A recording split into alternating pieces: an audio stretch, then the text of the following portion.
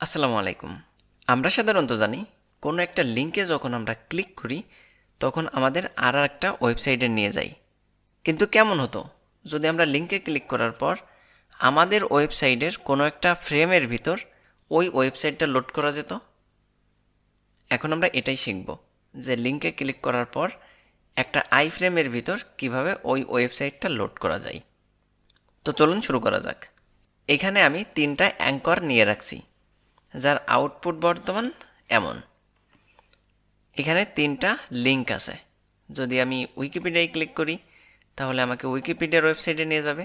যদি আমি অল রেজাল্টে ক্লিক করি তাহলে এই যে অল রেজাল্টের পেজে নিয়ে আসতেছে, এবং যদি আমি যশোর বোর্ডে ক্লিক করি তাহলে যশোর বোর্ডের রেজাল্টের পেজে নিয়ে আসতেছে। এখন কথা হলো, কেমন হতো যদি এইখানে একটা আই ফ্রেম থাকতো আর আমরা এই লিঙ্কে ক্লিক করলে এই আমাদের ওয়েবসাইটে আই ফ্রেমের ভিতর লোড হতো। চলুন এখন আমরা এটাই করি। তো সেজন্য কি করতে হবে, এই লিঙ্কগুলোর নিচেই আমি সাপোজ একটা হরাইজন্টাল লাইন দিয়ে দিলাম, দিয়ে একটা আই ফ্রেম নিয়ে নিলাম।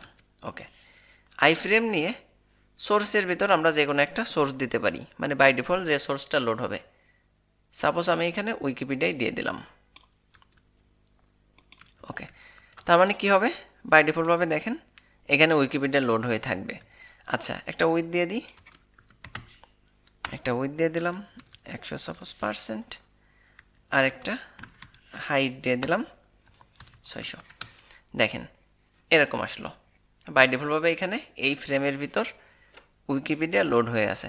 কিন্তু এখন আমাদের কি করতে হবে, সাপোজ অল রেজাল্টে ক্লিক যদি করি তাহলে অল রেজাল্টের এই যে যে ওয়েবসাইটটা আছে এই ওয়েবসাইটটা কোথায় ওপেন হবে, এই ওয়েবসাইটটা ওপেন হবে এই আই ফ্রেমের ভিতর। আচ্ছা, আমরা তো একটা অ্যাট্রিবিউট জানি যে টার্গেট নামে। এই টার্গেটে কি হয়, যদি আমরা কখনো ব্ল্যাঙ্ক ব্যবহার করি এরকম, তাহলে আমি দেখেন এখানে যদি অল রেজাল্টে যে ক্লিক করলে ব্ল্যাঙ্ক ট্যাব নিয়ে ওপেন হয়। অর্থাৎ টার্গেটে আমরা বলে দিতে পারি যে কোথায় ওপেন হবে। তো এখন আমরা যে কাজটা করতে পারি, এখানে একটা নেম দিয়ে দিতে পারি, আর নেমটা সাপোজ বলে দিলাম যে মাই ফ্রেম। আপনার ইচ্ছা মতো নাম দিতে পারেন। আর এই যে যে এখানে এসে টার্গেটের ভিতর আপনার শুধু এই ফ্রেমের আমি দিয়েছিলাম এম ফ্রেম, আর এই টার্গেটের ভিতর এসে এম ফ্রেমটা দিয়ে দিলাম, ব্ল্যাঙ্কের জায়গায় এম ফ্রেম। তাহলে এখন কি হবে, যদি লিঙ্কে কেউ ক্লিক করে তাহলে টার্গেটটা হলো এম ফ্রেম, আর এম ফ্রেম মানে হলো এই ফ্রেমের নামটা হলো এম ফ্রেম। এখন যদি আমি সেভ করি আর ব্রাউজারে যাই এবং অল রেজাল্টে ক্লিক করি তাহলে দেখেন এই আই ফ্রেমের ভিতর কিন্তু লোড হয়ে গেছে। একইভাবে আমি আরও টার্গেট অ্যাড করে দিলাম, এটার টার্গেটও বলে দিলাম যে টার্গেট হবে এম ফ্রেম, এবং প্রথমটার টার্গেটও বলে দিলাম এম ফ্রেম। সবগুলো টার্গেট এখন এম ফ্রেম দিয়ে দিছি, যার কারণে কী হয়েছে, যদি যশোর বোর্ডে ক্লিক করি তাহলে ও নতুন কোনো ট্যাব অথবা কোথাও না যেয়ে সরাসরি আমার এই আই ফ্রেমের ভিতর লোড হয়ে যাচ্ছে। অল রেজাল্টে ক্লিক করলে একইভাবে আমরা কিন্তু চাইলে যে কোনো ফাইলও এটার ভিতর লোড দিতে পারি এই আই ফ্রেমের ভিতর। এখানে একটা অ্যাঙ্কর করে নিতে হবে, তার জন্য চলুন তো একটু করে দেখি কেমন হয়। তো এখানে আমি একটা অ্যাঙ্কর করে নিলাম, আরও একটা। আর এই সেম ফোল্ডারের ভিতর দেখেন এখানে একটা পিডিএফ আছে। তো আমি এখানে কি করলাম, জাস্ট এখানে এসে এই পিডিএফটার নাম দিয়ে দিলাম। তো পিডিএফটার নাম ছিল project.pdf। তো প্রজেক্ট আমি এখানে এসে লিখে দিলাম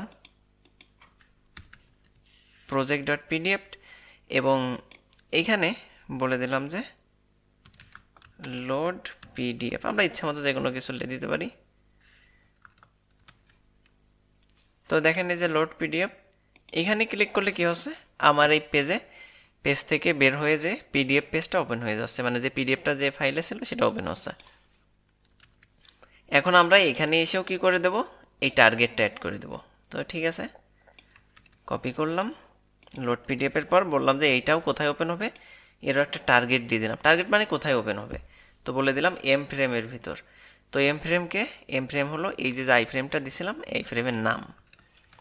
ওকে, এখন দেখেন এখানে ক্লিক করলে আই ফ্রেমের ভিতরে এটা লোড হচ্ছে। তো আশা করি আপনারা বুঝতে পারছেন। যদি কোনো কোয়েশ্চেন থাকে অবশ্যই কমেন্টস করবেন। আল্লাহ হাফেজ।